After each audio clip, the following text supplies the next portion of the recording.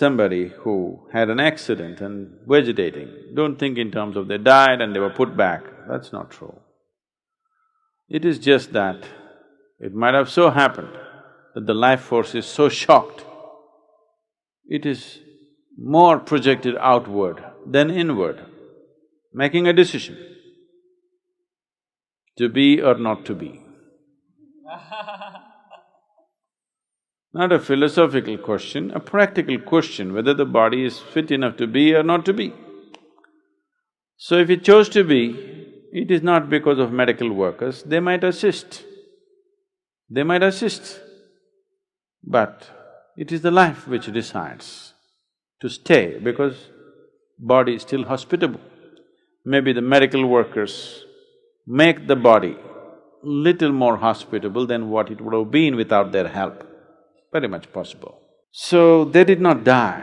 They were in a condition of to be or not to be. They were more projected outward than inward. Even now, you're partially outward projected, mostly inward projected.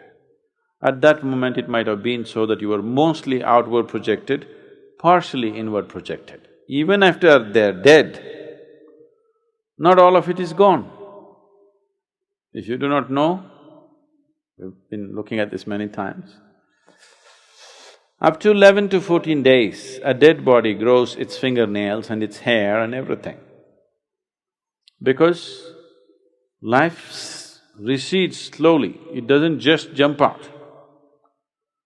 So you cannot spiritually declare somebody dead up to 14 days after the medical death. So, after doing this to be or not to be seesaw for some time, you said be. But the body is only hospitable enough to lie in the bed, not hospitable enough to get up and walk or do whatever a man or a woman is expected to do. I'm not speaking this in this regard, but I want you to look at it as a subject, not as an emotional thing, because then you will not look at it the right way. So if you call this vegetation, there are two kinds of vegetation. One is just the body is gone, but still everything in the mind is active. That can lead to a lot of suffering, because they can see, they can hear, they can smell, they can understand, but no ability to do anything. Talking is the last thing on their mind. They want to get up and walk. They're not able to respond. Body has become inert, but mind is still active. There are other kinds of states where body is in a reasonably good condition, but mind has become inert. So body cannot act. Body is in good condition. Mind was active, it would act, but mind has gone. The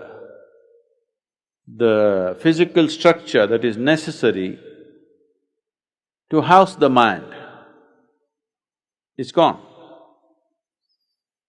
Something is broken, so mind is not finding accommodation, so cannot act. But the subtler aspects of the mind are still active. Only the mind that you decipher with, the mind with which you make judgment, the mind with which you are able to distinguish, that is gone.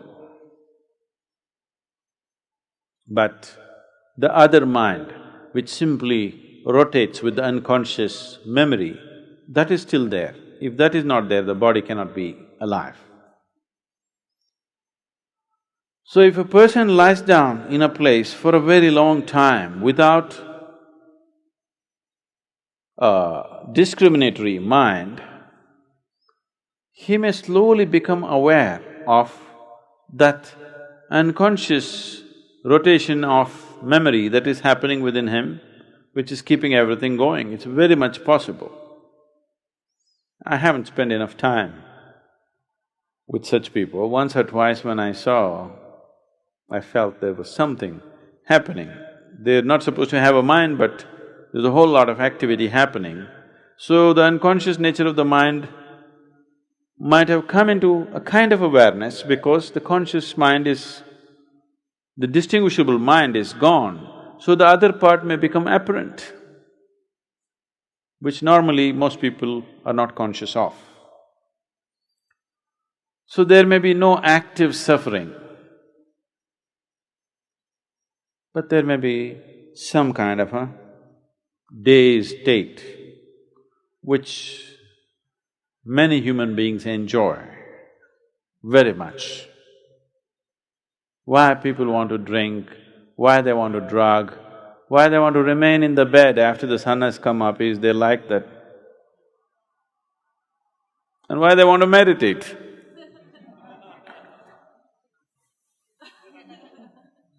They like that. Moving between conscious and unconscious, the borderline, they like to dance on that a little bit. So alcohol, drugs, sleep, lethargy, excessive eating, sexuality, all these things give you that little bit of being on the borderline of neither this nor that. So actually, if his mind is just… the discriminatory mind is just shut out, actually he may be in a very good place. Just hanging out, no hassle, no work to do, no nothing. If you keep his body comfortable, if you make sure he's not getting bed sores and this and that, actually he may be in a very comfortable space. The only one who really suffers is, body has become a vegetable, mind is fully alert and active. Now this one will suffer unless he also comes to terms and becomes very meditative within himself. If he arrives at such a thing, it can become a great place for him spiritually. Because now all these people's problem is, now they're all able to sit and meditate for hours. Their only problem is the goddamn legs and their back.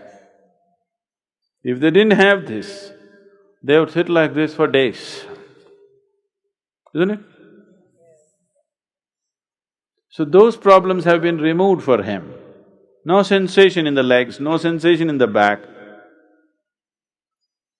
If he arrives at it, which I believe they will, if I spend a little time with them, I would tell you whether they've arrived or not. If they arrive at it, it can be most productive spiritually. No body, but an alert mind, wow. It's a meditator's dream. Isn't it? Body is the one that's bothering you, isn't it? Initial phases, mind is the torture, but once you deal with it, the only problem is, this is the only thing. You didn't have a body, an alert mind. It's a very good thing, but lot of human beings may suffer that terribly because their whole life has been always comparing themselves with somebody else. Somebody is walking, so they'll suffer. Somebody is talking, so they'll suffer. They can't walk, they can't talk, they can't do what somebody else is doing, so they'll suffer. Even now, when everything is well also people are suffering because somebody has a million which they don't have, they're suffering. Somebody has that, they don't have, they're suffering, isn't it? So that same pattern may continue with them. If they get out of that pattern, actually, it can be a really fantastic place to be. No body problems, mind is fully alert. We could initiate them. I'm not saying this with any disregard for their condition. Actually, it can work out very well for him. If nothing else can be done by the medical professionals, it could work out phenomenally well for them. Just lying down, constantly alert mind, it could do wonders. I'm talking in this vein because I'm only looking at no matter what the hell happens to your life, you must know how to make it into an advantage, not into a disadvantage. Because what may happen to you is not 100% controlled by you, but what you make out of it is 100% yours, isn't it? So if such a thing happened, let's make a capital out of that also.